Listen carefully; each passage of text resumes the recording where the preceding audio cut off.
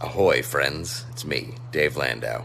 After a long night on stage, I like to kick back with a captain's hat and a fine cigar and watch the Dennis and Andy show. These guys are huge nerds, but they're the kind that you actually want to hang out with. Enjoy them. I do.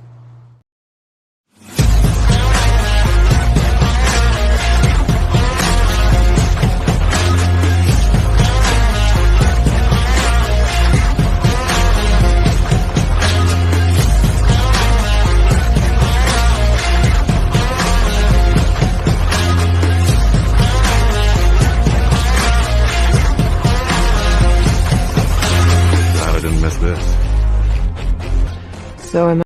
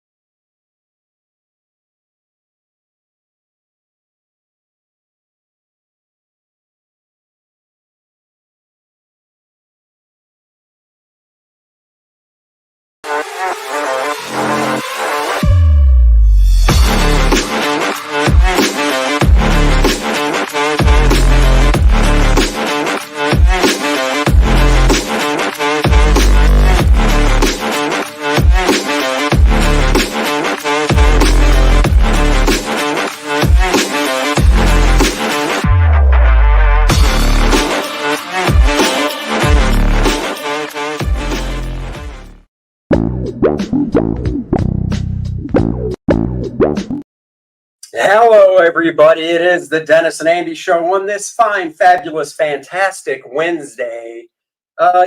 We had to play the old Dave Landau intro where he has his pirate hat on and stuff. And it was weird when I had Dave do that.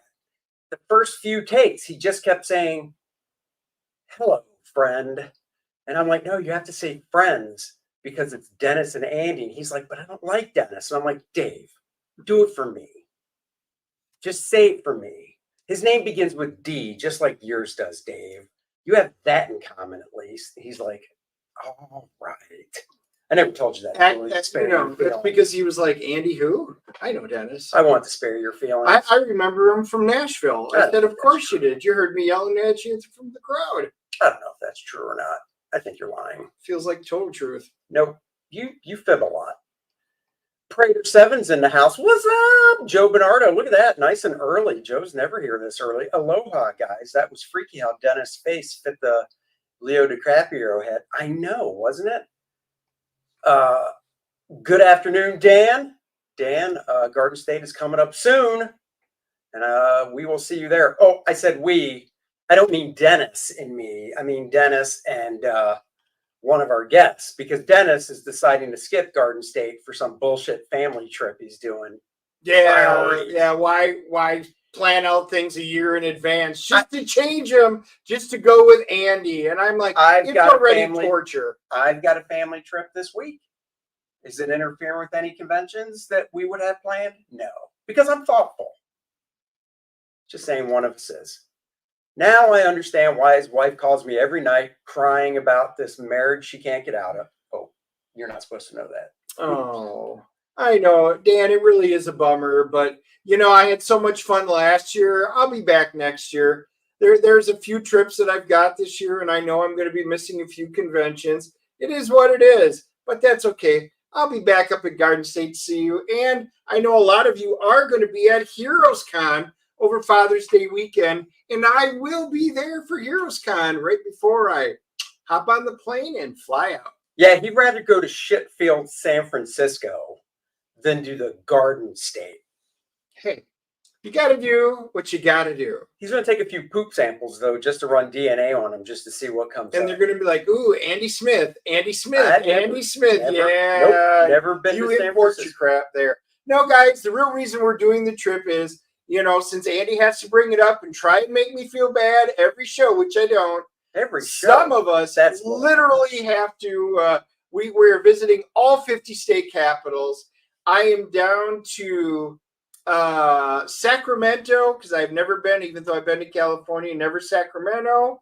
My wife has to hit, Nevada. She hasn't been. I've been to Carson City. We do that. And then we got Hawaii. That'll be one of our other trips. And then I'll have all the state capitals done, checked off, and then I'll be moving on to other countries.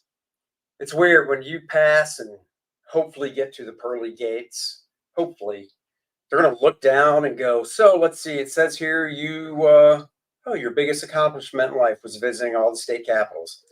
Well, and that's like 10 times more impressive than anything Andy did. That's right. Besides, I don't just go up to the pearly gates. I have an express elevator. No. It goes right up there with the VIP gold card. Me and William Shatner are going right to the top. You don't understand. Very quickly. They'll read that. And then, years later, once I finally arrive, they'll go, oh, best-selling author of Drawing Dynamic Comics. Oh, you wrote another book, Drawing America. Oh, you self-published? Oh, my God. Right this way. Okay. Clear, the dude in the left corner by himself. He visited all 50 state capitals. Nobody's really talking to him for some reason. Wow. Just saying. Wow. Well, what can I say other than the fact that it will be an accomplishment, and then we'll be on to capitals of countries. But hey, that's a discussion for another time. Why? Because while Andy wants to sit here and banter and make me feel bad, we have two absolutely incredible guests that we can't wait to be able to bring on. You see, he just went, No, I did about that. our guests. I did that over Joe's comment. You did it for both Joe's Vaughn and Joe. I saw what you just did. They heard you. Wow. No. I mean, they were expecting a high professional quality experience on the Dennis and Andy show. All I know is, and you couldn't even get robot voice. I tried promising them that you would show up with sleeves and be presentable. And why would you promise that? You couldn't even do that for our guests. Nope. If that's what you guys expected, I am so sorry. I apologize to you both. Dennis, this is why everyone works a real job. Whenever he goes for an interview, they're like, can't do it. Andy can't go to San Francisco because they don't like Cowboy fans near the NFC champs. Right, because it's infectious. The 49ers will start losing. That is right. I agree with you, Joe. Well, look, that's it. I'm looking at flight. That's all it's going to take. Go out there. You're like COVID. It's a disease that don't go away. A little blue pill won't fix. There's your mic got quiet. Did it get quiet for you too, Joe? Yeah, it seems like us coming in affected it. Yeah. Yeah. Uh-oh. What? Are you serious? Oh, now it's fine. What the hell? No. Hang on. Talk again. Hello. Now it's fine. Okay. There you go. Well, see, it's when he talks, yeah, the mic automatically knows. Guys, just if there's we've had a couple of technical issues. Most of them are ID10T errors since Andy's running it. But if we do have these problems, let us know in the chat and we will fix them. Sounds good. I'll just yell at you guys. First of all, San Fran. It's funny you mention that because even though it's not technically San Fran, I do nuke in the opening battle of my comic. I do actually, like, I guess the second battle, nuke California.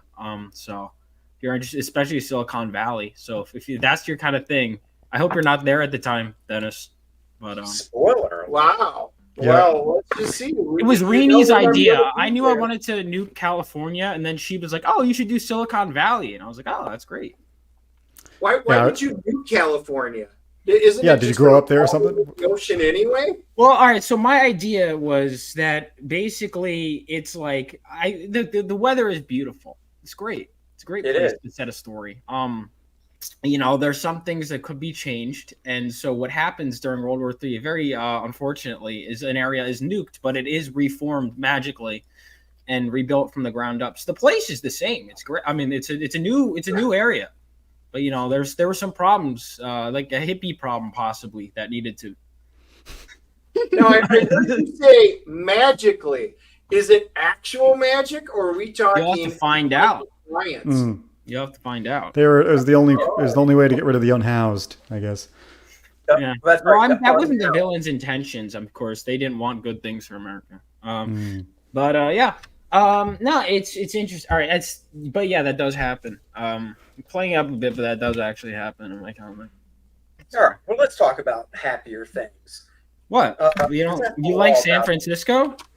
Happy time. Yeah, you like San Francisco, maybe just getting rid of the Dallas Cowboys from the NFL. Those would be happy times. I'm all good. Hey, are you guys into football at all? Do you have football teams? No. No, not really. The art is taking over my life. Okay. Yeah. Right. I gotta get to having a life again. I have my list of comics to read, and it keeps growing. And then every time I'm going on a show to promote, someone recommends me a new comic, and then that grows.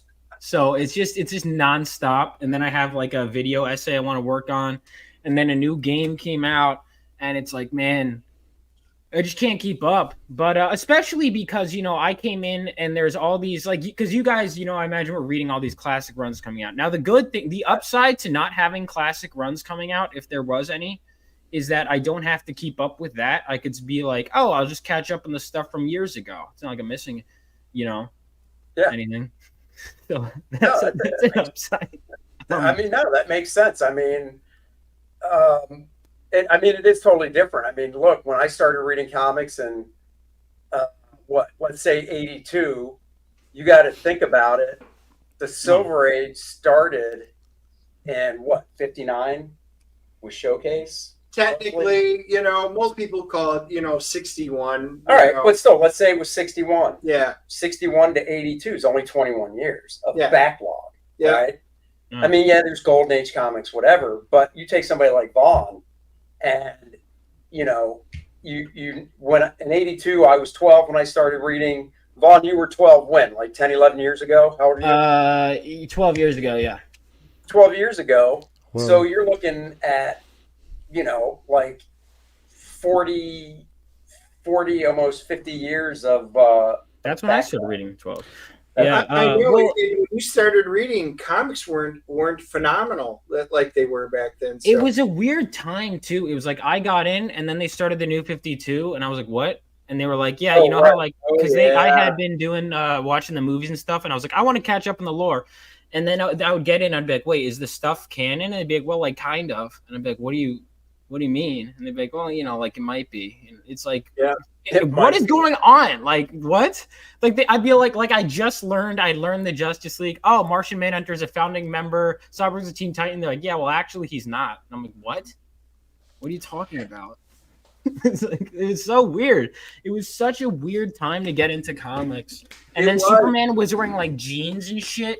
And I was like, what is going on? Why is Beast Boy red? What is happening? Like I just got here and I already want to leave. Right? So, when did you start getting into comic books? When did you start reading? Oh man, I was a sheltered boy long ago, and didn't get to read too many comic books. But in high school and college, especially college, I got tapped into it, and I just like had that feeling when you walk into a comic shop, like you could spend your whole life inside it and never leave. And once that happened, I started, I read a lot of the editors' picks at the time, which happened to be Robin, some Tim Drake Robin stuff from Freddie Williams, which later became, one of my like key people in figuring out how to make art. But then I went back to all the goodies, not everything, obviously. There's so much. Like you said, there's 40 years or more because I'm older than Vaughn, or less. But either way, I really liked a lot of DC stuff. Marvel, I like Ultimate Spider-Man and a lot of the Claremont stuff for X-Men. But at the same time, there's so much untapped things that I have not read. Yeah. But all the classics, definitely. Yeah. Yeah. Well, that's cool. I mean, there's still stuff to this day that when we go to a show, just scrounging through long boxes and stuff, I'm like, what is this? I've never seen this, from like the 70s or whatever. And I'm like, I'm going to buy it, give it a read. And that's the cool thing is there's so much stuff out there I think the 90s was a great decade, but I think 80s and 70s. I think the 80s was just fantastic. 80s writing wise, my golden years. At least for superhero comics, I'd say 80s are the best writing wise at the very least. I mean, Claremont's X-Men, Frank Miller's Daredevil. Even late 80s, like a lot of the 90s stuff we remember was like late 80s, right? Mike Barron started on Punisher 80s, 86 overall. I mean, that year alone, I was just holding it. Punisher, Circle of Blood, Crisis had finished up, Dark Knight Returns, Born Again, Elektra, Assassin started, Daredevil, Love and War. So Frank Miller alone did 4 different hits that year. Yeah. You had Mutant Massacre. You had it's just I haven't read Byrne's Man of Steel, but I know that came out that year. That's that's on my to read list. See? Good stuff. And Blue Boy says, don't forget Hellboy. That's on my immense reading list. I'll maybe get to Man of Steel. I like Man of Steel. I was a big Byrne guy in the 80s. I mean, me too. Not in the 80s. I didn't discover Byrne on the X-Men. It wasn't until I went back. So I think I discovered him maybe first on either Fantastic Four or Alpha Flight. Then I went back and was like X-Men. And when he made that jump to DC, it was almost just unheard of. Because at that point, he only dabbled with a short story or something like that at DC. But when he went, Man of Steel and then new Superman book, I was just like, holy shit. I think I bought 2 of each one of them. I've got the trades. It was just such good stuff. At least I thought. I'm a big Byrne fan. Obviously, I'm an X-Men guy, so that Byrne stuff is out of this world. Then again, that the whole era there of X-Men stuff was fantastic, but Byrne was up there. I love Alpha Flight, not just because they were mutant-ish and tied into X-Men, but Byrne. I mean, love Sasquatch. Yeah, that's good stuff. Yeah, he drew some. Dude, his figure work is just great. I think I usually get tapped into some artist in the current days, say, or not current, but some of the older guys, the 90s guys, and they would mention their inspirational type of references, Byrne, Buscema, whoever, and I'd go back whenever they would talk about it in interviews or in the back, of these books, and I would go do the research. That's kind of how I found, stories came afterward. I was really drawn to the art at first. I'm definitely a artist first guy. Sure. Comics are at their highs with artists John Byrne, George Perez, Jose Luis Garcia Lopez, Walt Simonson, early Frank Miller, Bob Layton, Sal Buscema. There's just so many more. I mean, those are all great. Those are all guys I followed in the 80s, but there's a plethora. Right. And compare that to today when you say, boy, who are those great, Marvel and DC comic artists and amazing writers right now that they have. Oh, there's Sure. But there, there's Chirp. oh yeah. guys, I'm telling you, for me, it really was the golden age of that. Some of the best books writing. 70s were great. 60s is where it really was all invented and it really came together. So, true golden age. But, for me, the best stuff when comics started evolving really was the 80s. Yeah. Yeah, 80s. I mean, even with X-Men alone, because you see it transition from 70s to 80s. I mean, we start off, I think it's even, let me grab my copy. I think literally the first issue of the 80s is the start of the Dark Phoenix saga. Let me double check that. But I'm almost positive it's like, bam, right in. Yeah, literally January 1980, we start the Dark Phoenix saga. And from there, I mean, then we ended on, we ended on like Psylocke, becoming Asian. Oh yeah. That was very weird. The sister of white bread Brian Braddock, who's blonde hair, blue eyes, and it's like she's Asian. Yeah, but the thing that I liked about it too was like, because I had grown up thinking, oh, it's the body swap. I didn't realize that was a retcon. Like literally, the original plot was that he just turns her Asian so she could he actually just transforms her to be Asian. She's still white, but she just has like, and then it's like they don't really address it anymore. But she's hot, so you're kind of like, oh, okay. Oh, exactly. She was hot, so nobody cared. Yeah, exactly. That's what it was. There was even like Claremont had a lot of. There were like, I remember there was one part where it's just Moira McTaggart is casually just wearing this really sexy outfit out of nowhere. I'm like, what? And like, oh yeah, she's trying this new thing. I'm like, what? And they just kind of move on. But that was comics back then. You could have hot women, without it being a big problem. You can sometimes. You got to sneak it in these days. It's weird. But yeah, I mean, it's also. Dude, but the 80s, 1980, I think it was also New Teen Titans was 1980, wasn't it? Yeah, Teen Titans was, yep. That was 1980. 81 or so, something like that. 1980 was a good year. That was a good decade for movies, too. I mean, 1980, you had, The Shining. I mean, Friday the 13th is a classic. It's not good, but it's a classic. Airplane, I think, was 1980, right? Honestly, I remember all the movies. I've seen it. I mean, I'm not good with years, but yeah. Yeah. I thought Friday the 13th was in the 70s, but that was 80. No, that was 80. The slashers trend started in the 70s, but it didn't really take off. Halloween, Halloween was a big one. And then Friday the 13th was 80. That was good. I gotta say, Vaughn, you're repping your generation pretty well. Like if most kids are like you, man. Oh, they're not. They're not. I know. But you're giving me just turn on the news at night, and you can unfortunately see these lame. Oh, you don't even have to. You don't even have to turn on TikTok or go to a college, and you'll be like, yeah. That's what I'm saying. Turn on the news, look at the current college campuses and those idiots. Yeah. I hear Columbia's looking for some good kids nowadays. I'm good. I'm good where I'm at. Columbia is looking for the next Third Reich. So. What? Come on down. All right, you're typecasting me. It's because of my hair.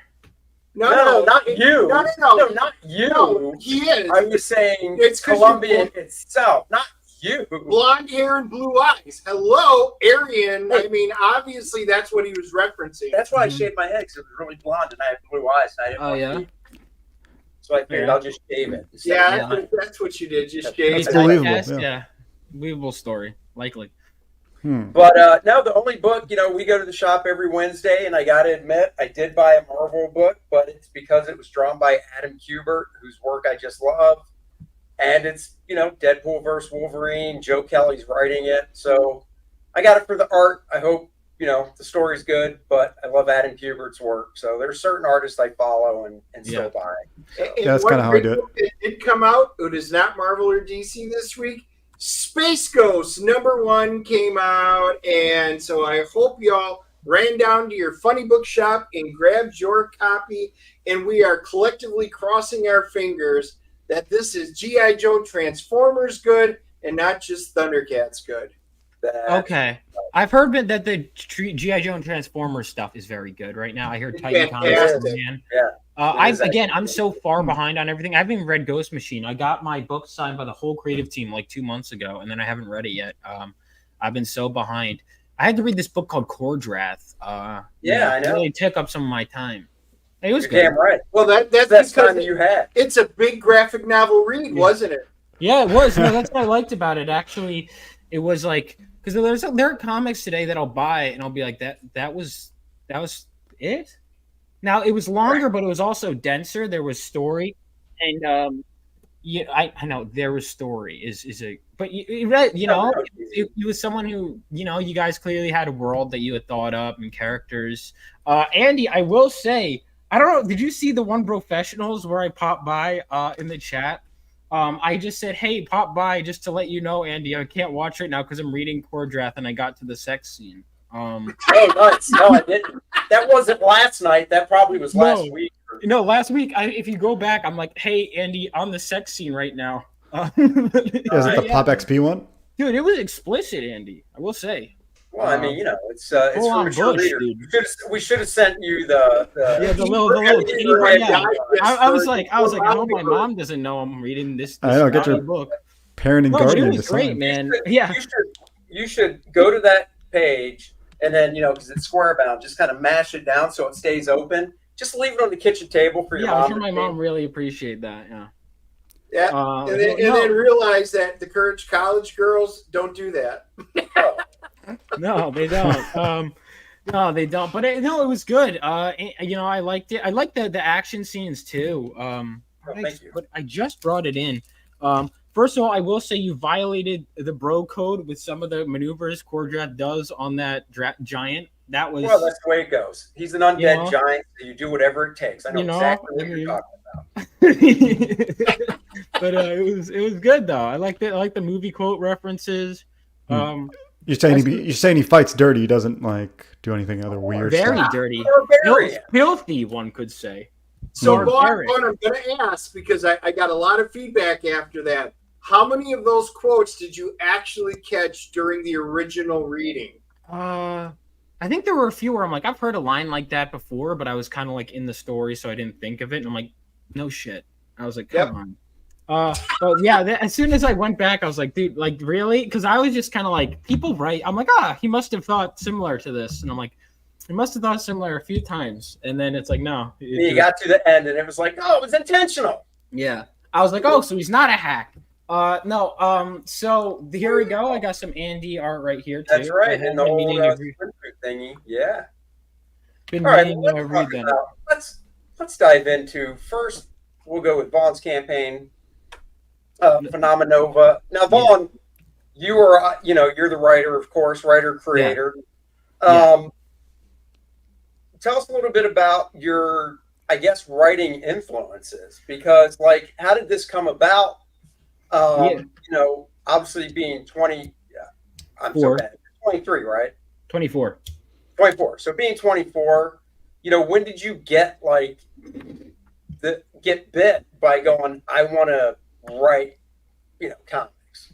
Well, comics. So I wanted to write ever since I was little. I had come up with, I think I got into it through the movies first. And Sam Raimi's Spider-Man is probably my biggest influence. I just rewatched Spider-Man 3 yesterday. Movie's a lot goofier than I remember.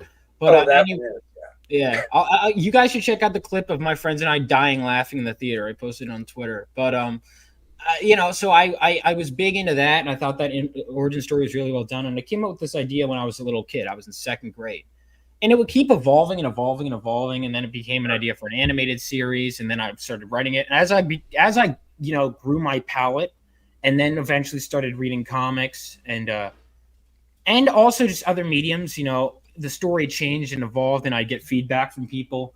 And then it didn't really become a comic, and I didn't decide to go full force with it until I was in college at one point, and I'm family friends, the producer of X-Men movies, and I asked him, I was like, where do you start? He was like, Giant Size X-Men #1, and then reading Spider-Man. So I started that, and I just felt like I had read mostly graphic novels at the occasional shorter run. This is the first time I really dived into comics in a way. And I just I fell in love with the medium and this story. I don't know why I just on a whim decided I felt like I need to read X-Men for some reason. And I did, and I'm glad I did, and I just kept following it because I just couldn't put it down. I've been putting down it because I have a lot of stuff to do at the moment, but I've been close to finishing Claremont's run for a while. Oh, Um, cool. and like I got to Madripoor Nights. But I remember, I think one of the reasons I loved comics so much was because I'd always have these big budget ideas, right? Always. And they'd be like, yeah, well, like maybe for like $3,000 you could be in like a house for like 10 minutes. And I'm like, really? And I'd be like, so I'd have like all these big ideas, and they'd be, you have to be in the studio system, you have to do all this. And don't get me wrong, like I still love movies, I still make movies, but I'm like, for my big ideas where I'm going this one to the next one to the next one to the next one, and have this constant flowing arc while also having self-contained stories, while also introducing new characters all the time. With Claremont's run, it was like, because I had grown up with all these X-Men already existing, and seeing these ideas come about over time, and seeing the Dark Phoenix saga, which was, I had never read. It was a story that had been hyped up for years as one of the best. Sure. Seeing it unfold over the course of 40 issues, and knowing that there's a Phoenix saga and then a Dark Phoenix saga, just seeing that come about, really inspired me to go, okay, I'm going to take in this comic and I'm going to make it a thing. And then I remember I was like, well, I want to read my main character is a teenager, and I want to do that origin story and balance the struggles of his personal life. And I was like, let me dive into the original Spider-Man stuff. So I'd read that. And I really went full force into comics. And I had this Frank Miller Daredevil omnibus, and I finally was like, I'm reading his run. And I just kind of went all in on comics. And I've been just going further and further in. And I love the medium. I love the long format storytelling. I think I like shorter stuff too. Like I do want to do some shorter stuff, but like right. Phenomenova, like I know people say start with a more self-contained story, and I do get that. And I do think you get like a full story in this issue, but I really wanted to, I was like, well, if I'm going to do my one love letter to everything I love about comics and what drove me here, I'm going to go fully in. And so that's what this story is. Awesome. All right, well, give us a little bit about the story and how you came up with it in the first place.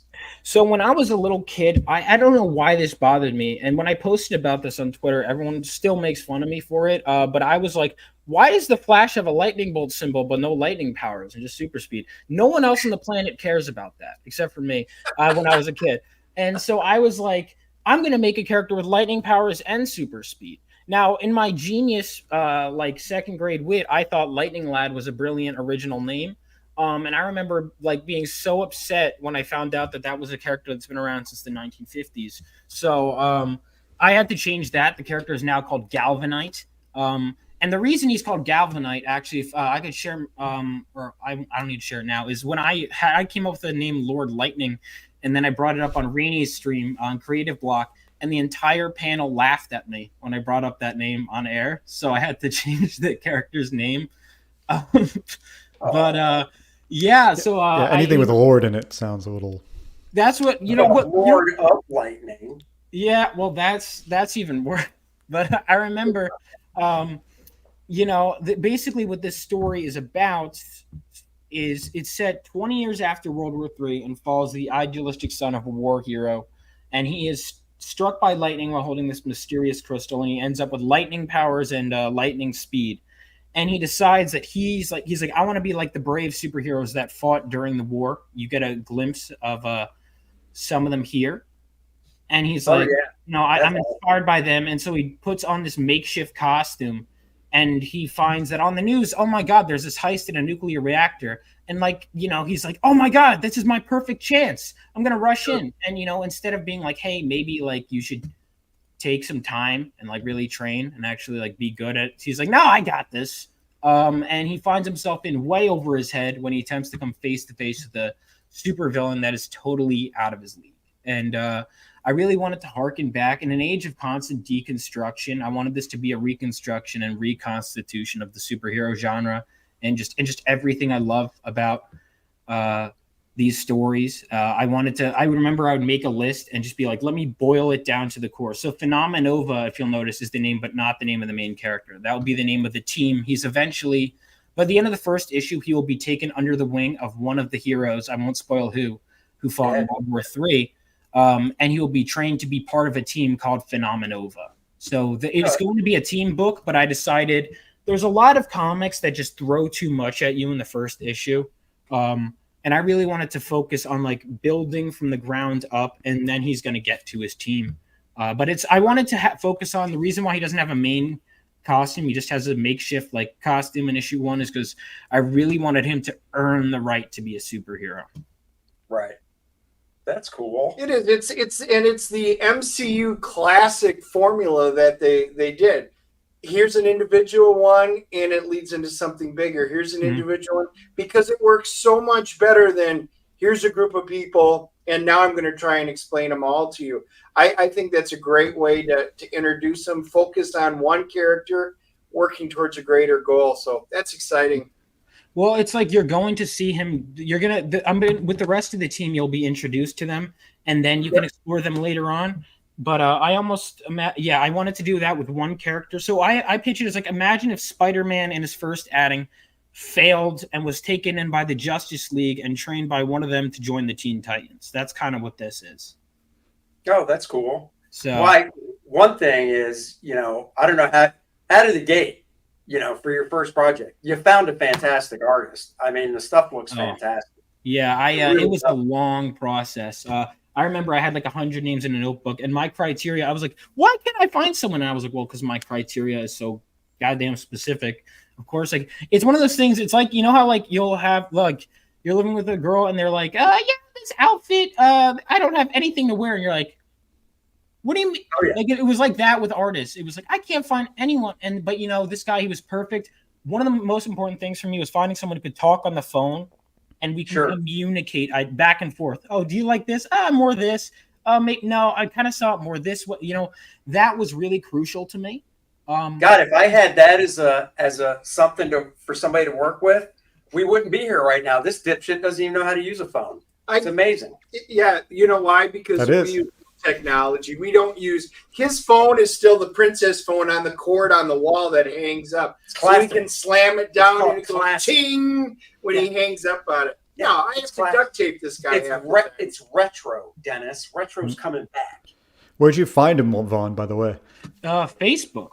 I just posted on Facebook, and I just made like a little post on Facebook. I'm like, I have a comic, like if someone wants to draw. And then suddenly I'm getting messages from like all these different continents, like, sir, I would like to draw. I'm like, what? I thought maybe like 3 people would respond, and I just get like this avalanche of responses. And I was like, let me take a few days and go through this, and it'll be long. And I remember I had settled on him, but not officially. So I feel bad for him because I was like, I'll let you know, because I realized it was like, all right, I wanted my script to be worthy of his talents. And as I was rereading it, I was like, it needs he liked the script and he was like, I'm ready to go. I'm like, I'm not. So I took some time and I rewrote the script because I'm like, if he's taking his time and I'm paying him, this script is going to be I want it to be as good as possible. And I would have people just rip me a new one. And even when I would obviously was my most brutal critic, but I kept doing it. And eventually it got to a point where I'm like, okay, I can't have the entire world's approval. I got to just do it. But I did rewrite it many times, and everyone should be thankful that I did, because holy God, there was like we saw you at Garden State last year. How many times have you rewritten it since then? Since Garden State, because I had rewritten it several times by then. I think I rewrote in its entirety at least once. At least once. But no, that's at least though. I revised it many times, but in terms of a full up, taking it back and rewriting it from scratch, at least once. And it's funny because I had written the first 8 issues even before I met you at Garden State, but I spent more time on the first issue, specifically because honestly, the second and third act I got them fairly quickly. But I find starting a story is by far the hardest part. And I spent probably more time in the first 20 pages in the story than all the other issues combined. I agree. It's the most critical. You have, especially when you've got a new IP. Obviously, we went through it. How do you introduce an entire new world with its governing rules and properties to new viewers, new readers that really want to see what this is about? You don't want to overload them, but you got to give them enough information to make it interesting and draw them into the story. It's a critical time, so kudos.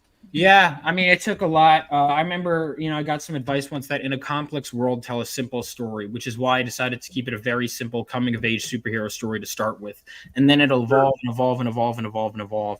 But I wanted to start simple and just show that I could do it, and because this is the story I wanted to tell to start with, and that's where I'm at, and I'm happy. I'm really happy with how it's come about. And I'm excited. I could write this the rest of my life. I have many. It was 11 issues, and then I combined the first 3 into one issue. I'm going to see from here on out if I'm going to do. This is 68 pages, 64 of story, and then 68 total. Right. There is an art contest going on right now. The winner will be printed in the book. If we scroll down, there is an art contest. Is it down here? Down here. I gotta get this together. Yep. Art contest right here. I always like to share things out. And then there is also this mini print. You will get this mini print for free if you back it. All backers on Fund My Comic get this mini print. Oh, nice. And Very then, cool. Yeah. And then if it hits 15K, everyone will get this as a mini print too. Because everyone I remember loved that double page spread. Yeah, it's awesome. Yeah, my artist, I was rewriting that double page spread. Even though there's not a lot of dialogue on it, I was there's a lot that I describe that you don't see visually, but it was I wanted my artist to have it in his head. And as I was rewriting it, I was like, wait, don't draw it yet. I'm still rewriting it. And then by the time I'm ready to send him what I rewrote, he sends me a thumbnail. I'm like, dude, don't even bother reading. But I just that's good. What I just that's wrote, really good. Yeah, good. It's not compared to that. Don't even. Yeah. It's fine, man. And that shadow looks. Is he coloring it too, or is he just doing the black different colorist? The black and white looked insane, and then the colorist I wanted. There's a lot of colorists that I feel really overstate things and and overshadow. And this colorist, what I like is he adds a lot, but he doesn't. I don't feel that he ever really overshadows the pencils. He's not trying to be the. He's not trying to be the. No, look at me. Look, I'm the colorist. Look at the coloring. Don't look at anything else. Look at me. Yeah. He's complimentary. Right. Yeah. I mean, and honestly, it's the same thing with lettering. You want the lettering to be there, obviously, but you don't want it to come right out at you and be noticed because that's not the point of it. And that's why I think sometimes when I'm giving feedback, I need to get better at just letting things go because I'll be like, oh, the lettering, I'm not sure. I barely notice it. My letter would be like, that's kind of the point. I'm like, oh, yeah. Yeah. I'm like, yeah, I guess so. Or it's like, oh, this isn't pronounced enough. And it's like, yeah, that's the point. Yeah, lettering is obviously part of the storytelling in regards to, obviously sound effects. And then if you want to give somebody a different speech pattern with the shape of their balloon or the font or a color. But once again, it's something that you want to just be there and not be noticed first and foremost. Yeah, I really like have you seen those effects? Type of styles where the text is transparent, you'll see the outline of the whatever it is, boom or whatever, so you can see almost actually through the words. I really like those style. It's one level beyond really trying to make it a secondary thing. Sure. Go through the tiers. Yeah, break down the tiers for us there, big guy. Yeah, so they're actually I've got links to both campaigns that we'll be talking about in the description, so those of you that aren't live will have it. I posted it up here, so guys, you'll be able to go back in and back both Vaughn and Joe's books. So everything will be listed down below.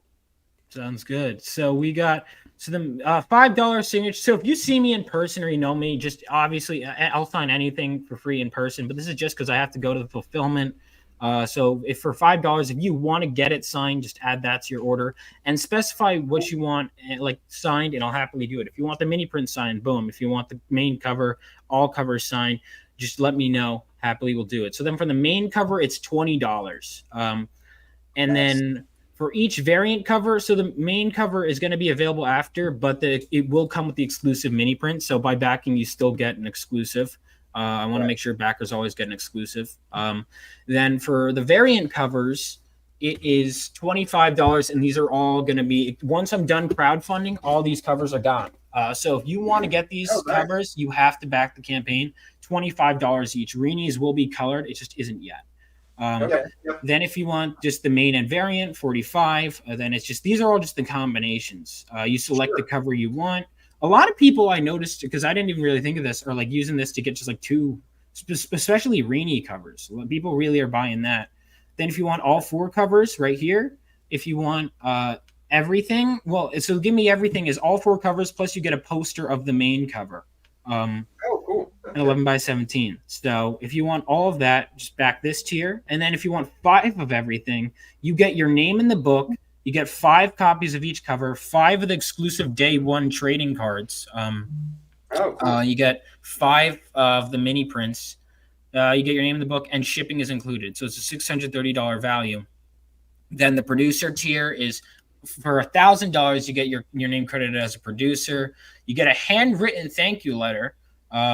You get 15 copies of the main cover, 10 copies of each variant, 5 11 by 17 posters of the main cover, the 10 Dark Cloud mini prints, 10 trading cards, and when it's available digitally, you will get that, and the shipping is included in there. And then there's a retailer tier, and then if you want more than 1 mini print, if 1 mini print is not enough for you, you get the free one. But if you're like, I want more, $3 extra, get as many of them as you want.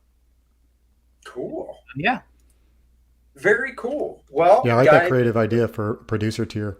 And yeah, I like, think that I was just going to say, I think that's a really awesome idea. So kudos, hats off to you. I will be stealing it. Yeah, I figured, I was like, if one person is crazy enough, if one person is crazy enough to get a $500 and $1,000 tier on every campaign, because if no one gets it, like, okay, whatever. But if someone gets it, it will feel very nice. At the very tail end of the first Kor-Drath campaign, I think it was only up for like maybe a week. And it was something we kept talking about, and I just honestly forgot to do it, or I would have put it up for a couple months. But we put up for $4,000 in the continental United States. We will hand deliver your book. And did you if somebody out there wants to pay $4,000 for the 2 of us to show up at their door and go, here it is. Okay. Yeah, and if not, it's like, if they're like, that's a ridiculous offer, you'd be like, okay. Don't get it. Yeah, that's another thing. It's like, when nobody's making you do it. One of the guys we got on, I don't remember who it was. He had a $10,000 tier. Golf cart. Yeah, it was the golf cart. He wanted a golf cart. Right? Was it Monster? Was it Diaz? Nope. Okay. When we had somebody on and they had a $10,000 tier, I need a golf cart. And he goes, well, somebody does great. Right. Yeah, that's actually, I got it. The going in person tier is good, actually. But you got to be careful because, okay, well, actually, you saved it by saying a continental United States. Yeah, because if you did like, oh, yeah, $4,000 and then they ship you out to, like, I don't know, wherever. Oh, no, we thought about, no. You're like, I don't.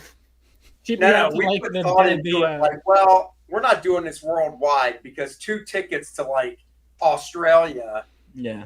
You could just totally eat up all that. And he was talking off in the rainforest. Nah, I don't know if I want to do that. I was like, come on, let's do one to Gaza. Put you on your sunscreen.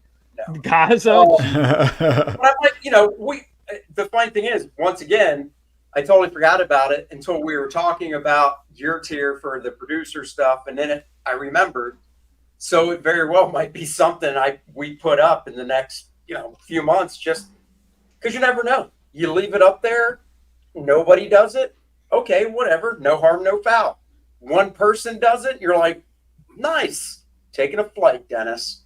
So, yeah, and the thing is, if they're like, oh, my name is in this book, they'll be more willing to give those copies out, and they'll have the copies to give out. So that's why part of why I did that.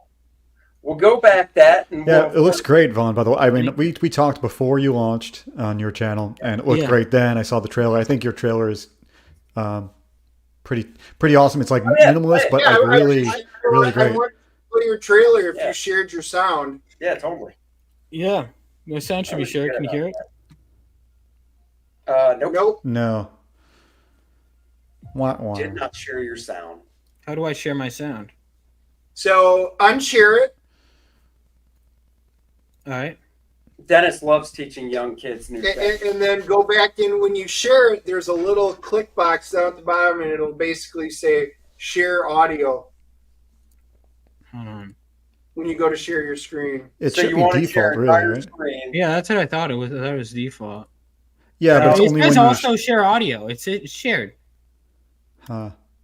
All right, we'll try it again. Try it again. Let's see. Quieter at the start. You can't Don't hear it? hear it. Nope. When the whole world was dragged into World War III, Still? There we Oh, go. wait. I hear brave it. men like my father fought on the front lines, Oh, yeah, we hear it. Yep. and they weren't alone. That was 20 years ago. Now it's up to us to carry on their legacy.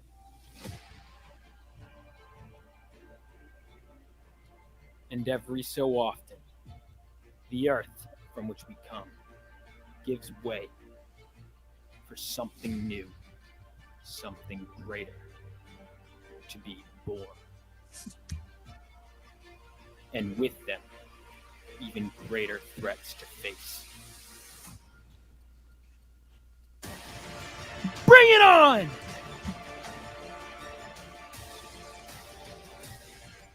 I recognize that voice. I know. Yeah.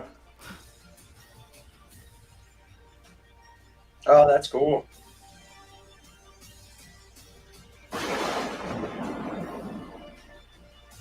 Phenomenal. Nice. For you. Very nice. Well, guys, go back it. The link is in the description below. We will, of course, touch on it again before the stream is over. But now it is Star Circuit Volume 2, Chapter 2. Yes. Joe. And I can vouch. I got Chapter 1. I thought it was great.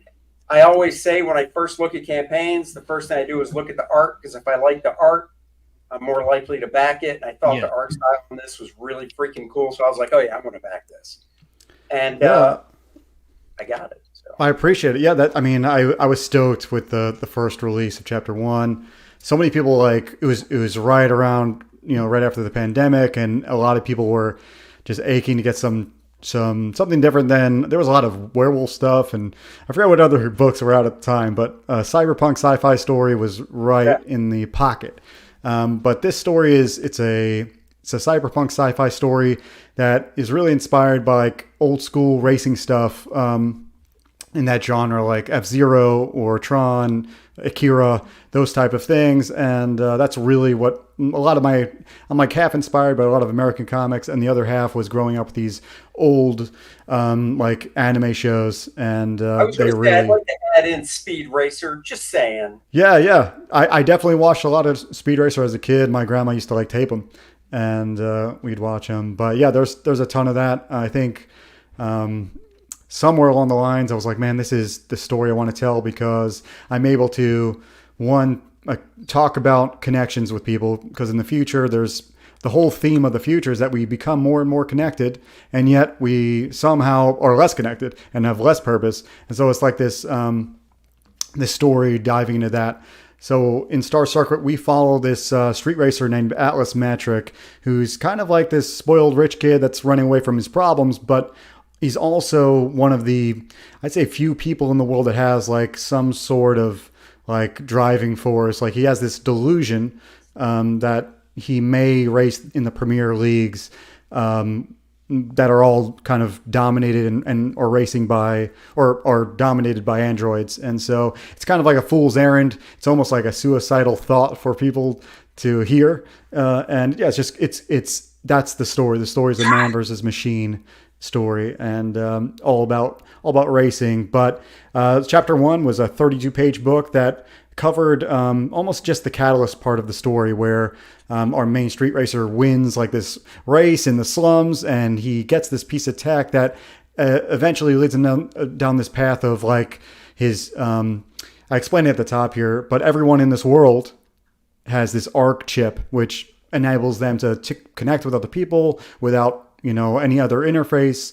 And they also allow you to like see things with like, how it's like an AR connection, where you're able to kind of put skins on different things. You see advertisements through your, retinas and a lot of things like that. So it's kind of like a cool piece of tech. Anyway, his glitch is out in the first book, and that kind of leads into the second one, where because of this glitch, he's now a target by cyber assassins. And that's kind of the second cover by Rob Willis. Yeah. And highlighting these assassins. So yeah. That's freaking cool. How did you come up with the initial concept? I mean, I know you said that you were a fan of the certain animation and cartoons and stuff growing up, but at what point did you gel on, this is what I'm going to do for my first project? Because Star Circuit, the first one, was your first project, correct? Yeah, it's the first thing I've ever done, really. All the other things I've got published were like small press, really almost like not insignificant, but like this is the main first effort that I've put out. Before this, I was doing a lot of samples, trying to get into a lot of the bigger publishers, obviously. And I would get to the point where I was doing really good, and a lot of the critiques I get were like, "We got nothing for you. You should be working, but there's nothing happening for you." So that's when I was like, "Okay, I'm good enough to do something." So I write and draw Star Circuit, so yeah, it's something I've been doing since 2016, trying to get this thing going. I think a lot of it comes from like playing F-Zero as a kid, but never owning the game.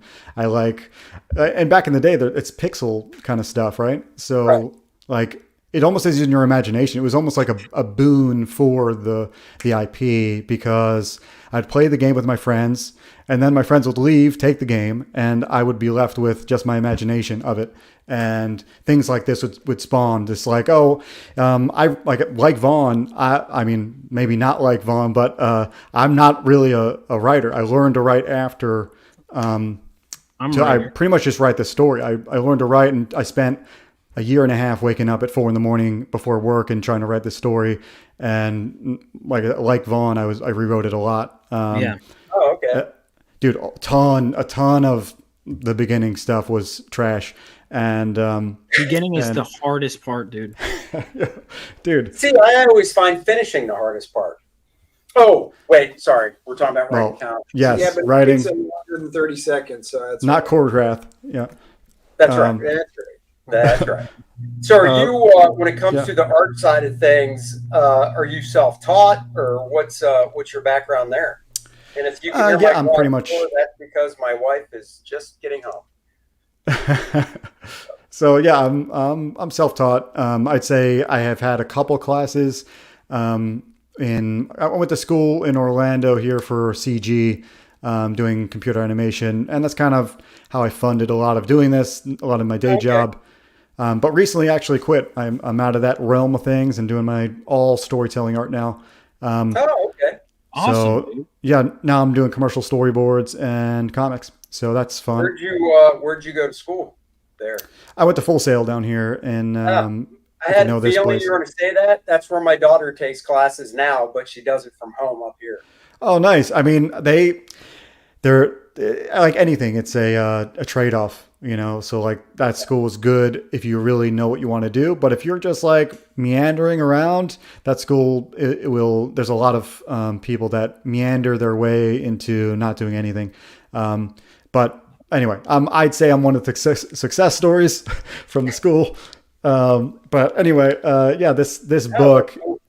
We plan on visiting the school on Monday. Actually, just she's never going to go in person. She graduates next February. Oh, cool, person. Dude. We might have to. You might have to sync up if you want to just grab lunch or something. Because I haven't been on campus in forever either. Yeah. I was gonna. Yeah, we'll have to try and do that. We'll swap numbers after. All right, wink. So, Dennis. Nope, bastard. So yeah, I was going to say the challenge of this book was the writing part. The art part I was working on already since, after college. I went for computer animation, figured out I really didn't like that. I was really pissed every time the computer crashed and I'm trying to render something. I was like, screw this. I need it to be on paper. I need full control of this thing. I don't need So tech. Are you drawing this on paper? The chapter 1, the one you have, was all penciled on paper, yeah, and then I go pencils to color. This one I'm doing digitally because the book is way bigger. Let's go to the top. It's a 72-page story, which means it'll probably be an 82? Over 80 probably pages with all the filler, but like thank yous and all the extra art. But 72 pages story is serious, so I needed to have a way to do it quicker. So I hired a colorist. So I'm not coloring this one either. The colors are done by Marcos Martins down here. And he's doing a great job trying to mimic what I'm doing. Yeah, I was going to say, if you didn't say anything, I wouldn't have, really noticed. He's keeping the look consistent. Yeah. If you go check out his art, his color work on other books, you can tell like I'm pushing him in my direction. Like he tends to want to render more than what I need him to, and so I have to like keep pulling him back. Like, no, just make it two-tone as possible, throw in some nice highlights. Animation style. That's what's so cool about it. It does definitely have that, kind of like that old school look of like. That's why I thought Speed Racer, because it really has that type of look. Mm-hmm.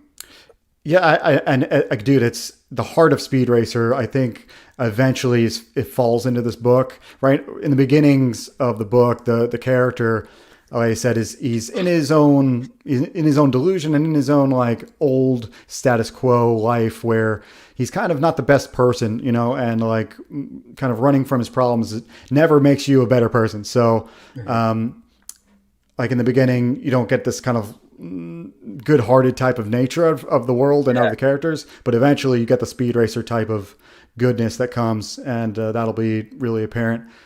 But yeah, all the internal pages I do the pencils for, and digitally this time, so they're way cleaner than last time. Well, one of the things I liked about the first one, I think I can't remember what you called it, but it was basically like the book of layouts.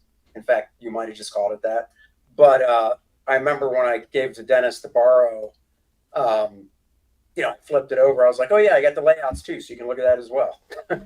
So yeah, I love doing that stuff. I'm a process junkie, so dude, I'm going to do that again. I didn't do it for this campaign. However, I plan to do it again. I think the next time I'll do it is when I put a collection together for like volume 1. Sure. It'll probably be the first few chapters, but yeah, Marcos is doing a great job mimicking as much as possible, and he's doing a better job than I think I could. Like our combination is working, and that's I think clear. But yeah, a lot of things happen in this book, and the story progresses into like the thing that I've learned from chapter 1 to 2 is like pacing. I didn't realize like how much like the amount of panels on the page and how much bubble and dialogue work that you have on each page pace the page, and like you almost can tell by the numbers how it's going to read. And I didn't realize that up front. The first book really reads cool because it's fast paced, really dense, and it works for racing and like this kind of street racer kind of feel. But I think in the second chapter, I really come into my own about like having it be fast at some points, slow down, and then fast at another point, and then build up to a nice climax. You want to have a nice rhythm throughout the book. Exactly, that's the word I'm looking for. It's like music. It needs to have a nice ebb and flow, ups and downs. You don't want it to be just a flat line, but you also don't want it to be just high up all the way. Are you doing the lettering on it too, or are you hiring? I do this. The secret about chapter 1 was I lettered the whole book and then had Eric Weathers letter it again with what I did with letter 1. So like he would take my styles and then make them better and polish and make sure I didn't. You know what I mean? So this time I might letter it again, but just have him do like a consulting type of thing, like make sure I'm not screwing anything up. Though if I'm really short on time, I still might have him do the letters. Actually, the funding goal plans on that just in case. So the goal was pretty high at 9,000. So we're almost there. We're at 75%, and it's taking into account that Eric Weathers might have to do the letters for me because he's so good. Oh, that's cool. But yeah, here's the. I'm curious, since you're drawing it digitally, what program are you using? Always like to find that out. Technically, it was a little bit of a mix. I started with Photoshop for the layouts, and I've kind of slowly, ever since I got this. Have you guys seen this little thing? No. What is that? I'm a video game person, so this is genius for video game people. You hold it like a video game controller, and your thumb does all these modifier buttons. Anyway, it's Clip Studio's TabMate, I think Chad Townsend talked about on Twitter, and I finally got one. But yeah, I'm using Clip Studio right now with that. So what does that handheld thing help you do? Oh man, it's instead of using the keyboard for modifiers and stuff, it's the buttons on here allow you to essentially have a whole bunch of different combinations. So like say one of the buttons on this thing, if I tell it to, I can make it change the tool and rotation and whatever. Say like I always go to the lasso tool, then expand, and then do all these things in sequence. I just have to click the same button over and over to do that sequence. Really saves time. Yeah, no, I've got on my Cintiq, which you guys can't see, but it's right in front of my computer. It came with a remote control, and you can customize it, do all that shit, and make your own key commands on it, whatever. I've never done anything. I just use the basic. I memorized what the basic ones were for zooming in and like zooming out and controlling alt and stuff. And I'm like, yeah, that's good enough. It's great. I just have so much muscle memory from like game controllers that like my thumb is just really good at maneuvering one of those. And so I wish I found that years ago. I just got it a couple months ago, or maybe less than that. But either way, Clip Studio is really good for comics. It has a nice preview of your whole book. I knew that. Yeah. I don't have. So I have. Put it this way, the version I have is when it was still called Manga Studio Pro. Mm-hmm. So that's how far behind I am. Yeah, at least 5 years or something. Yeah. Yeah. Holy smokes. But I honestly, I just don't use it enough to go, oh, let me pay for Clip Studio. You know, Dennis is big into video games, and he got this big thing called a tank stick. Right? What's that? Tank stick. Tank. T-A-N-K. like an Abrahams. Nope, like that Abraham's tank. Have you ever heard of a tank stick? No. Frega just got one too. You never heard of it to you either. I know. I could be a spokesman for Arcade X. They're the ones who put it out. It's old controllers from like Stand Up, the old arcade video games like we used to do. So it's the controllers with all the 9 buttons. It's got the centipede ball in the middle. It's got all the middle buttons. The brand new one that Dan just got has the Tempest. It's got the spinner paddle that's in the middle. So any type of video game that you can play, you can go head to head playing, Capcom stuff, literally Tempest. But it's meant for retro video games. Yeah, I'm all about that. I grew up. I'm right in between you guys. Probably. I'm 36, so I was going to say, you look young, not 20s young. Don't go to your head. Yeah. I would say early 30s. So you still got that going for you. Unlike this guy who looks like he's about 75 when he's actually just 5 weeks younger than me, which I look like a baby. So right, I just get the most white lighting. That way you can't see the grays as much.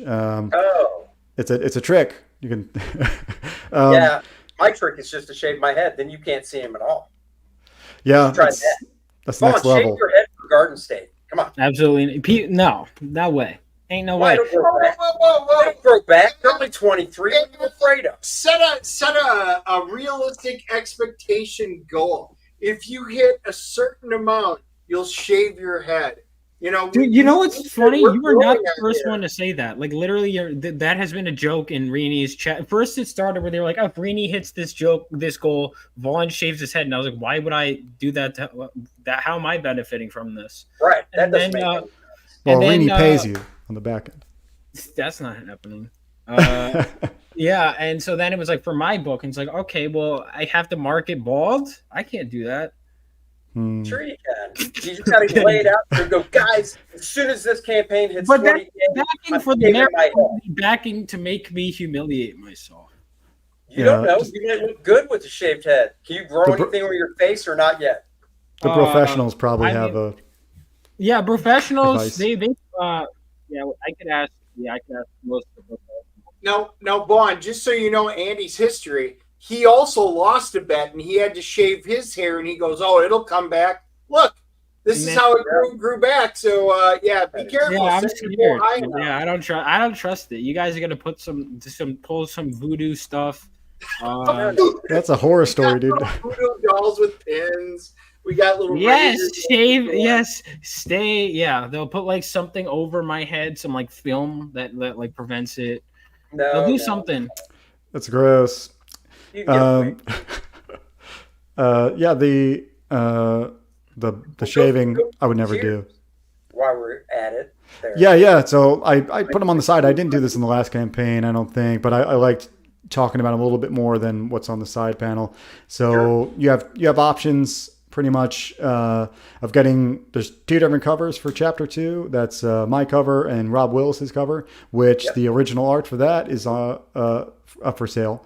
But you also can do the catch up tier, which is from the beginning. It's $40. You can get both books. You're getting over 100 pages of story, and you're going to be set for where we're at with the story. That's where I would go if you were new for Star Circuit, right there. Sure. And then Fully Synced is a nice little package where you get all 3 covers. You're still getting the full story. You get a kanji patch, a glitch please sticker, and also a sketch card as well. So sketch card's original art, so it's the cheapest way to probably get an original art, and some extra fun goodies. Yeah, glitch please, guys. Dude, I should maybe like learn to draw even basic level so I could do a sketch card, but I can't even do that. Yeah, talk to I don't know. Well, I don't know who to talk to. Other writers that pull that off somehow. That's right. Talk to Mike, Chuck Dixon. Do they sell drawing? I mean, I have a Jeff Loeb drawing Chuck a every now and then will do a doodle. Mike doesn't. I just said Mike because he'll do. He for his scripts he draws them out. Yeah. Generally, so. Yeah, I was gonna say, man, you just for that reason, drawing out panels and drawing out, like your story might help your artist figure things out a little easier. I know a lot of people do that. Yeah. I mean, it's funny, and Mike, we had him on last week with Kelsey, and Mike actually showed a page because I've never seen Mike's sketch of like the way he writes, and I did. I told Dennis, I said, just for fun, he should try it. Because you don't have to know how to, just stick figures, basic shapes, whatever. And I think it would be a good exercise for a writer to take out, just a piece of typing paper and, rule it out so it's the same proportion of a comic book page, because it does make a difference. And then, look, if you wrote a 5-6 panel page, lay out the panels and do your best to sketch in what you think. I think it's a good idea and a good exercise, just so they can kind of go, oh, this is what the artist has to try and go through, Yeah. It's kind of puts you in that mindset a little bit at least. And I think it's recommended just to like kind of feel out, like if you're actually writing words in between panels, you kind of start feeling out like, man, this seems like too many words for this one panel. Right. That can be a thing. You don't want to go Bendis's route. Yeah, I mean, I can't draw at that level, but I'd even like take out pages and be like, okay, is this too much? Well, kind of eyeballing it seems like it, and I'd ask my artist if it seemed like too much. I'm figuring it out, so I'm still figuring it out. Like I know the letter, I'm gonna learn. I know by the end of issue 1, having seen it all, I will be a better writer. So that's the one thing I will say. Because I knew it was like I had to make my script as good as possible, but knowing that issue 1, that's what it's like. It's my best work as a writer ever. That's not good. Well, I mean, the more you do it, the better you get at it. You learn from your mistakes and just keep moving forward, and you don't dwell on the stuff because there's nothing you can do about it. It's done. Mm-hmm. What's done is done. So you just learn from it and move on and push forward and stuff. Take the feedback and just keep going. I mean, I definitely have some regrets for chapter 1, but like they're not big ones. I think it overall was a success. I think I was talking to you guys, I think before the stream, but like, I put out a nice little clip on Twitter of like some good praise for chapter 1. I think also at the very top here of the page here, if you go to this little link right above the covers, here there's a free preview. You can go read the free preview for chapter 1 on the website. And so just in case you want to like, so people know. What'd you say? Because I mean, it's not the whole book, obviously. So what is it? Yeah, it's like 12 pages or something. Oh, cool. There you go. Yeah, so a nice 12 page. I think eventually I will put the whole first issue once I get, another 100 pages out or something. I think giving away 30 is okay, especially if you want them to get invested. I think it'll work. At least I'm confident in chapter 1 to do that. I would be skeptical of that, and I'll tell you why. If you're offering digital, are you offering a digital? Yeah, I am. Yeah, I'm giving you 1 and 2 for 15. Yeah. Yeah, I wouldn't put up the whole book of 1 because people are literally paying for it. Yeah, it would be down the road when I'm like on chapter 4. Okay. Yeah, if it's that far down the road, then okay. Yeah. It sounded like you were talking like, somewhat. No. Future. Yeah. Nowhere near. Yeah, if you're that far down the road, then yeah, that's cool. Mm-hmm. Yeah. So the only other things you're missing, I think that we on the campaign, because you have the backup, the catch up tier. The digital was something I didn't mention, but we just talked about. So you can get both chapters for that way. And then the add-ons can all, no matter what you buy, you can add on because we're on Indiegogo. And then we also have original art. So there are leftover pages of penciled work for chapter 1. So if you want, you get the book, you get chapter 2 plus an original page from chapter 1 for $250. It's a pretty sweet deal. If you actually go to my website now, they're probably 100 or 200 more than what you're going to get them here. So it's a deal for that.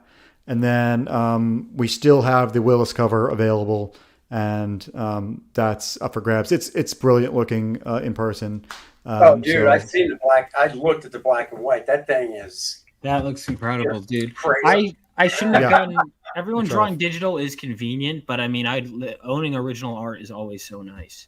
I still have one from you, Andy. Actually, that Deadpool first appearance cover you did. Oh yeah. I like. I'm all about the originals. I'll probably never. I don't mind laying things out, digitally than printing it, but I just like grabbing a white piece of paper and just starting to draw on it. Yeah, why does that have to be white, Andy? It's kind of hard to draw on black paper, Vaughn, with with gray lead. Well, I know you're young and you don't. Vaughn could do it. Vaughn could do anything, Andy. Yeah. Wow. That's the first phone number, Dennis. You groomed kids when you were a Boy Scout leader. There's Vaughn for you. Oh, wow. That's incriminated. Wow. Joe Bernardo dropping nice compliments. Thank you, Joe. Go back those books. Well, I was going to say, Joe, I love the fact that you got it from the beginning tier because that's the one I wound up backing because I didn't get number 1. Andy lent me the number 1 so I could look at it. I was like, oh, that's awesome. So, yeah. Oh, you're one of those friends. Yeah. 1 and 2. Yeah, that's cool. But see, that's how you get more stuff by sharing it. And I love the fact that you were able to do it. And Vaughn, on yours, I mean, I'm a Reenie fan, so you already know which cover I backed. Yeah, I wasn't sure. It said variant cover, so I'm wondering. That was one of the things. So because I made it 1 tier, initially I was gonna have it be multiple, but then I saw Fun My Comic had that drop down, so I added that. And also, I would have had to do an ungodly amount of tiers with every combination if I did that. Yeah. So, but I do wonder, like, because I see variant cover, and I'm like, what did they get? But usually it is the Reenie cover, even despite not having colors, is still. I really don't. I backed yours. Looks cool. Back right after you launched it, and I honestly don't remember which one I did. The main cover. Let me check. No, don't tell me it'll be a nice surprise. No, he likes Christmas surprises. Don't tell me. Don't tell me. I'm just gonna look for myself. Yeah, it's like the old man surprise, man. It's one of those things where they all look great. Star Circuit, Dennis backed it, and I said, is there an add-on for number 2? And he's like, yep. I said, chuck it in there. I'll just give you the money because obviously it's not like we live all apart. So that's awesome. Maybe I'll I got a short minute trailer. I think it sells the book pretty well. It's pretty awesome. Is your audio shared? It should be. So let's go for it. All right, let's go. Welcome to Colony A.2.1. Here, a vast network connects the minds of each member of the populace, delivering endless entertainment. Augmentally custom-made for each individual member, free of charge. It's the cornerstone of modern life, a perfect system. That was until a street racer named Atlas Metric caused a glitch in this flawless system. It went undetected by the system admins. but now has the attention of a nefarious power who will do whatever it takes to retrieve the cause of the glitch. Atlas. Now relentless android assassins have been dispatched to capture him. In order to escape this threat, he will need to overcome the impossible, with the glitch in tow. But hey, impossible is just something losers say when they've given up, right?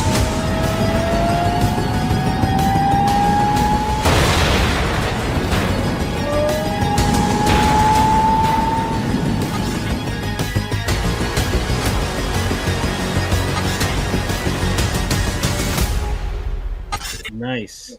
Dude, that's a really good script. I'm assuming you put that together. Me and Ted Zagaro did the majority of the work. Obviously, he edited my last trailer, but yeah, he's really great. He did Sovereign Wolf and other trailers as well. But yeah, he's fantastic. Is that a real woman's voice or AI? It is AI. Is it really? Yeah, it's the only time. Like I was like, man, this is perfect because I wrote this script like for the trailer like a million times over, and the last one I came up with was like, this sounds like it should be like a tour guide for like the city, you know, and like an AI voice giving you this tour guide kind of thing. Dude, it works great. Yeah, dude. Yeah, I do think normally those AI voices don't, but when the character is supposed to be AI, it's like, makes sense. Yeah, I normally I would say, no, man, I'm going to go hire somebody because that's just my kind of thing. I'd rather hire somebody to do it. And it usually comes out a little bit better because you can tell them, keep redoing it, a new take. And AI is kind of stiff, like for obvious reasons. But I thought that turned out great. Yeah, I mean, like I said, I kind of thought it was, but I figured I'd ask because, if you instruct a voice actor, I want it to sound this specific way, they can obviously do it. But, that being AI works perfect for the concept. So. Yeah, absolutely. I love what happened, or how it all came together. It's just like anything else. New draft until we get something that's awesome. And I appreciate anybody who's backed. Dude, it's a large goal, so I'm confident we're going to get funded, but definitely help back us. This your first 30, right? Yeah, this is the first 30. And you'll do another, I take it. I'll probably do another. I mean, if we do get funded, there's a small chance I switch over to Fund My Comic and do 30 there, 30 on Fund My Comic. But we'll see. If I don't, I don't, and we go for the next 60. But I think with a couple big packages, it can really hit the goal pretty quick. That's cool. Just trying to get eyes on it. Gotcha. And Vaughn, real quick. That's mine. Don't want to do that one. Damn, Vaughn, did you stop sharing? You stopped sharing. Hold on. I'll pull it my back screen up. real quick. I was just going to ask, how's it work on Fund My Comic? Does it do the whole first 30 seconds? How's it work there? Because you can customize it, but I did 30 days, and then I'm going to keep it. I'm going to keep it until the book is done, but at the rate it's going. So as of today, I am now officially, I've got 40 pages colored. Oh, wow. Nice. So I'm 52 because I forgot he skipped my artist. He's been doing it in chronological order, but there was one page where he's like, I'm going to do this one later. So 53 was done, but so 52 total pages have been penciled and inked. 40 have been colored. So it's like my colorist is like, hey, I'm catching up. And I'm like, because at first I blinked and my colorist did 10 pages. I was like, what? Right. But that's generally, he does them in batches. But so it's going well. But you will get this book faster turnaround. And obviously the faster and more it funds, the faster we could get to issue 2 and then 3 and then 4. I'd love to replicate that as best I can, just getting the new issue. I will have, it on my website, just the main cover once I make a website. So, but first, the priority is obviously before I do that, getting it out to backers, and so at least 148 people are getting it. So that's good. Oh, that's cool. You guys picked up. So go securephenomenovo.com if you haven't already. Yep, and guys, here's the links. This is Phenomenova. There's the link right there. It is down below. And for Star Circuit, again, that is also down below in the description. So if you guys are watching this, just click on the link and take it in back. Both of these are absolutely fantastic books. Exactly. And by the time Vaughn gets to issue 12, unfortunately, Dennis will probably be 6 feet under. I will go by his gravesite and read it to him, though, Vaughn. All sounds all right. Thank you. I can always rely on you to do that. Yeah. Well, it's, he'll get up to issue 11, then probably, it's the big one. I'm coming for you. Wow, you're killing me off. Lizzie, it's the big one. Now, I know you guys aren't going to get that reference, but... yeah. And then I'll just go read it to him, So, guys, one of the things I did want to show, because I saw people were mentioning it in there. You guys wanted to see what a tank stick was? Tank stick. Not a tank stick. Now, do you fit on that tank stick? Oh. So, yeah, you can put it. We've got benches and stuff. You can put it anywhere. It's a big, heavy one. They're completely controllable. So, the centipede one is in the middle. You've got your joystick with your 8 controllable buttons. And there's your coin operation and your start buttons. There's your player 1, player 2. And then this is the new one, the Max. Mine doesn't have it because this is the ones they're just putting out. That's got the spinners. So okay. I was like, what is that? Yeah. Tank stick. Arcade X. It's based for MAME, so if you guys do emulations and old stuff, it is an absolutely fantastic product to have up. Wow, look at that. Joe's going to get himself one. I already know it. Yeah, once I finish my book. That's right. It's correct. And speaking of Kor-Drath, The Awakening, guys, it is live, of course. Go check it out. It's the follow-up to Kor-Drath, The Reckoning. The adventure continues. Vordoom the Undying, the big bad, was revealed in the first one. He is playing hardcore in this one. What does Joe say? Bernardo. Whenever I see a chat from Bernardo, I read it to see what Andy knows what a tank stick is. I said, okay, I knew it. Such elementary school humor, Joe. Let's try and bring it up a level, shall we? So there we have it, Kor-Drath, The Awakening. Lots of different covers to choose from. The main cover by myself and Dan Lawless, of course, as like last time.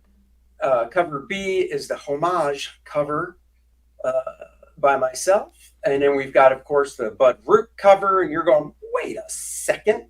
That Bud Root cover, I seem to remember a Bud Root cover from the first one. You sure do. Because we designed it so you can put these two together to make one nice, big, beautiful image right there. So check that out. That's great. I have that cover. Yeah, I'm excited about this. Thank you. We're doing a black and white edition of the book this time, not an artist edition. Full black and white. The same type of nice high-res scans that I send to the colorist. Obviously, it has the lettering. It's just so you can read the book in black and white, almost like an old Savage sort of Conan magazine. Preview pages, of course, you can look at. Oh, there's Vordoom. He's such a bad guy. New monsters, new characters in the book. Of course, we do have the character breakdown. Oh, Demise and Dracomort.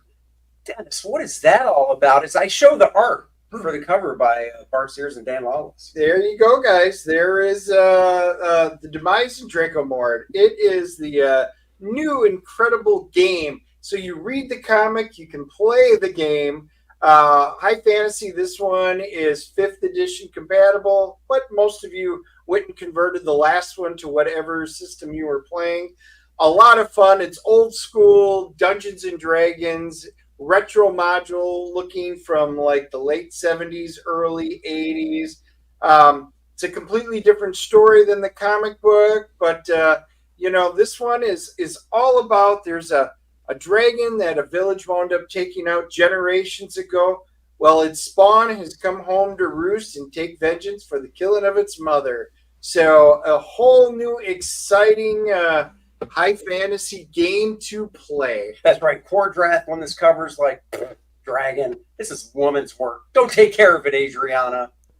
But it goes great with a role-playing game, Dennis. Minifigures, of course. And now you can get your very own Kor-Drath minifigure, 2-inch version, perfect for role-playing games, 3-inch version, or the Big Bad Booty Daddy 5-inch version, really nicely detailed up.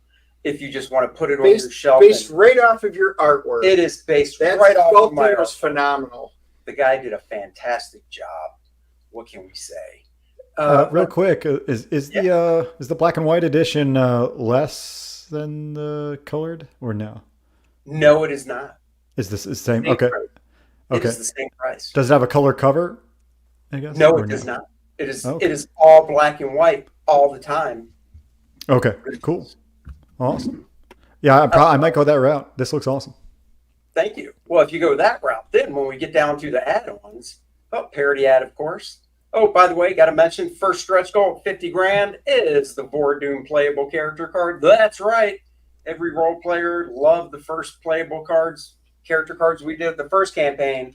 We're bringing them back. Vordoom is the first one in the new batch. These are 7x10. The front, some people they don't even role play, but they wanted the artwork. They framed them. They look great. 7x10-inch, awesome looking artwork on the front. Thank you. And absolutely cool 5th edition stats on the back. And many of you guys are commenting on how powerful he is. That's right. And but going down to the add-ons, well, if you like that black and white ink book, you could add on upon checkout the Kor-Drath The Awakening, the layouts. I'm scanning all my pencils in before I go to inks, and they'll be in a book that is less than the actual graphic novel. There's no lettering on these pages, just the nice raw layouts. So you can basically compare and go, wow, he draws that, and then he adds that much in the inking. Holy crap, what a genius. Those, by the way, are not my words. Those are Dennis's. He just will never say them on a live stream because he likes to hurt me. Or out loud. Right. You can get the manga version of Kor-Drath The Reckoning, rated E for everyone, and it's in black and white. Nice. Manga size. E for everyone. Hang on. There's no. If it's anything like the first book, it's E for everyone. No, we did some editing to it. Oh, okay. Yeah. So the spot the cut page you will not leave out for your mother, it is no longer there. It is edited. And the page after that, because there is something on the one right after it as well. Yeah. So these are E for everyone or V for Vaughn rated. Yeah. That's right. Hey, I liked the big boy version. I checked your ID on checkout. Color digest, a little bit bigger than the manga digest, but still smaller than the regular graphic novel. And that's page 9, Vaughn, since you're looking. Yeah. Also rated. How do you know? How do you know I was looking? He knows. We know you. Yeah. He's got it bookmarked. That's no, right. I didn't have a bookmark. I just opened up and I was like, "Yep, there it is." No, because he had the dog ear. No, I wouldn't do that to my comic book that I paid for. That's right. That's what I like to hear. You keep it in mint. And then, of course, the Kor-Drath collector's box, featuring on one side the homage cover from Kor-Drath The Reckoning, the other side the homage cover from Kor-Drath The Awakening. On the ends, you've got Kor-Drath and Adriana from the cover Dan and I did, and perfect to put your Kor-Drath books in. And, of course, if you back the featured tier, the Kor-Drath Awakening big box, you get all the covers, the black and white edition, the new game module, the Adriana trading card, and the collector's box. Of course, there's the game module for 20, all the variant covers as I scroll down through them. If you want to get just volume 1, second print with the Budroot variant, new variant cover, you can. New cover. Catch-up tier, of course, gets you volume 1 with the new Budroot cover and volume 2 cover. A head sketch tier, 7x10 head sketch, character of your choice, full figure, character of your choice. I will draw. And then the last big bad booty daddy is the Kor-Drath The Reckoning and Awakening box, which has everything from Kor-Drath The Reckoning, artist edition included, all the covers, the first game module, the character cards, the Lilith trading card, and everything from the Awakening campaign, this new campaign, all the covers, the Adriana card, just it's all there. But guys, they're limited quantities because we're not reprinting any of those books from the first one. We've got enough for 50 of those sets. that is it. So, if you didn't get the first one and you really like it, go grab it because they are limited. That's right. And there you go. Let's see. Oh, Bella Winters is here. She is. Thank you. Back. Thank you Sweet. so much.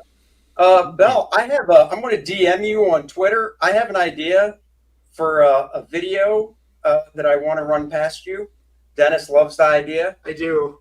So I'm going to DM you about that and see if it's something you wouldn't mind putting together because your videos are fan-freaking-tastic. Thank you so much. I just saw the Star Wars one today. Fantastic. Yeah. What is this? Vaughn is like a younger brother of Lewis from The Last Starfighter. I don't even know if Vaughn knows what you're talking about. I don't. I'm Googling it. No.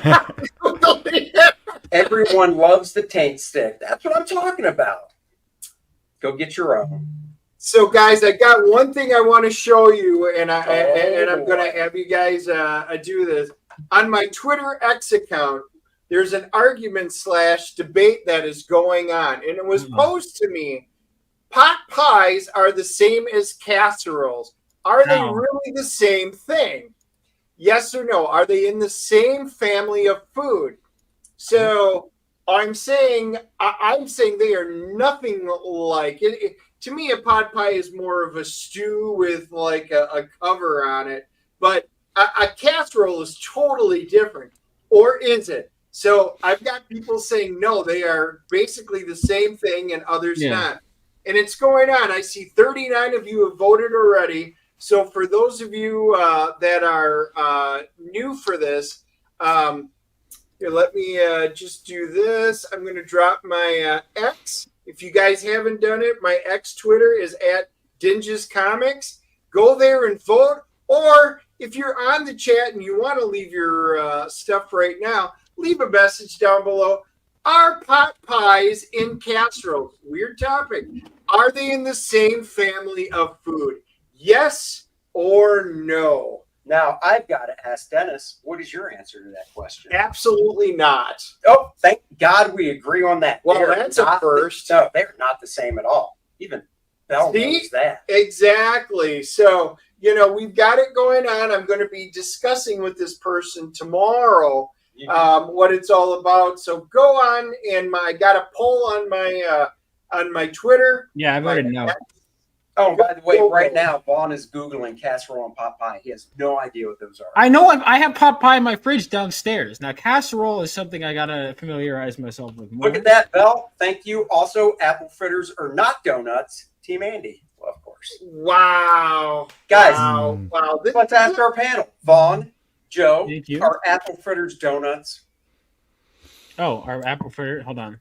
I'd say no, you actually. go to a store and go, I'd like an apple fritter donut. No. You go, I want an apple fritter. When you go to Dunkin' Donuts, that doesn't look like a donut. No, you say, I want an apple fritter, right? It's Dunkin' Donuts. It's not Dunkin' Pastries. No, Dunkin' Donuts. Don't dipshit me. They sell bagels at Dunkin' Donuts. Now they do. They never used to. Fritters have been there not a since donut. The Oh my God. Dunkin'. Andy gets these donuts, plain donuts. That has nothing on it. Plain. What? Right. Yeah. The things that you don't eat, you throw them in the urinal as a urinal.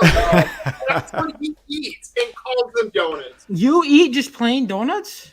Plain donuts. Thank you. Are you okay? Educate you because is it a health thing? They're actually called an old fashioned, and they're so tasty. Do they go good with coffee or something? What? They called old fashioned. That sounds like cope, honestly. Here's the thing.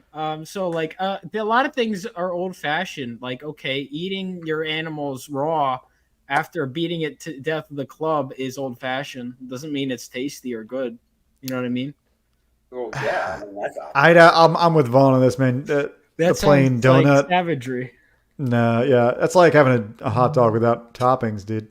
It's weird. No, you can't do that. If you're gonna have a hot dog, you have to throw the chili on it, the mustard, the ketchup, the slaw. Yeah, but no. Actually, when Andy eats his hot dog, it's just the bun because he likes nothing with flavor. Apparently, no. Andy just sucks on the hot dog, gets the flavor out, and then spits it out.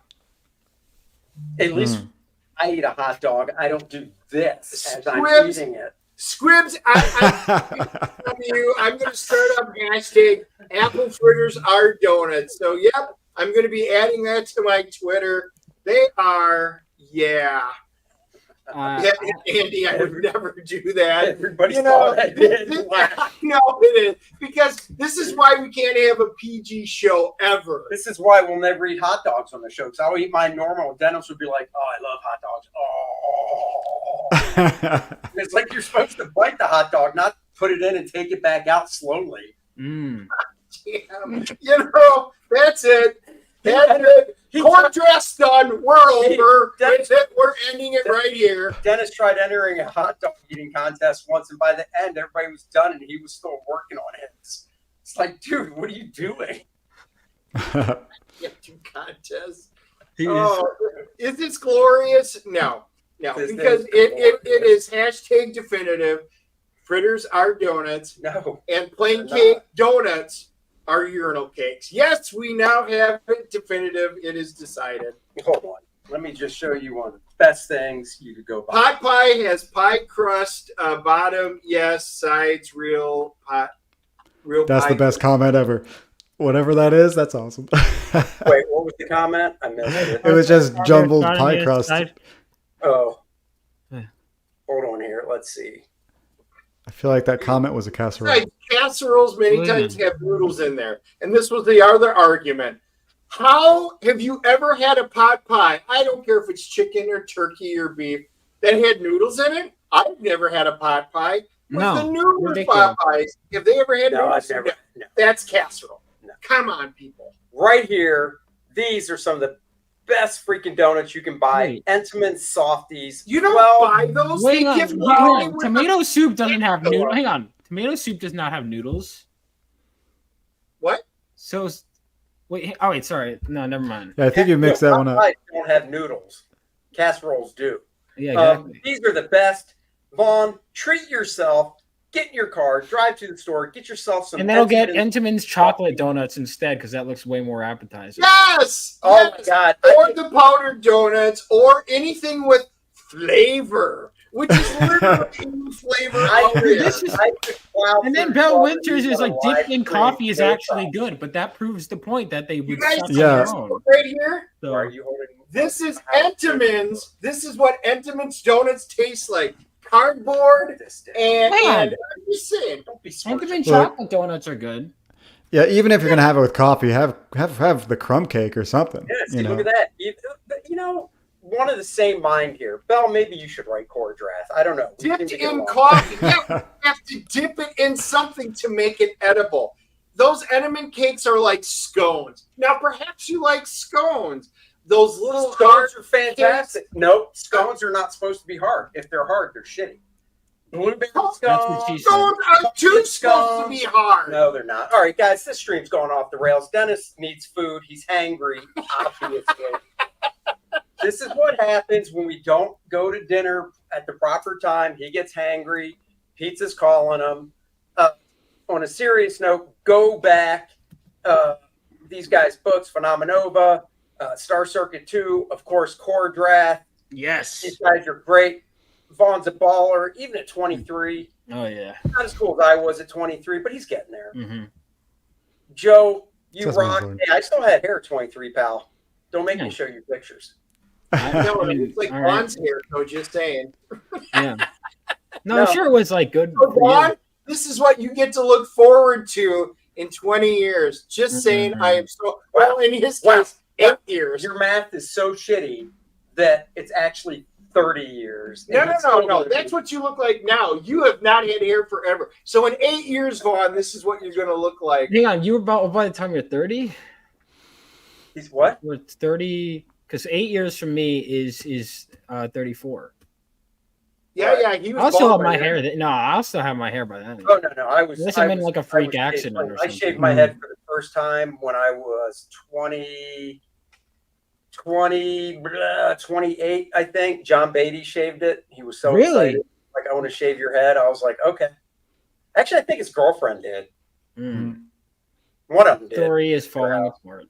So, anyhow, guys, thank you for watching this Friday. 8 a.m., the movie review for Abigail drops. It's that little 12-year-old ballerina vampire flick. If you want to know what we thought of it, tune in on Friday at 8 a.m. to watch the movie review of Abigail. We will be back next Wednesday at 3 p.m. with a guest who we will announce later. And we already have lined up. We're just going to announce them later in the drop down thumbnail thingy that we like to do. So until then, thank you guys so much for joining us. Yep. Thank you, both the guests. We loved having you Thank guys. you for having me. Fun as Thanks. always. Go out and back the campaigns. Grab yourself an apple fritter, no plain cake donut, and we will see you next time. Bye bye, See everybody. you guys. Gang sign.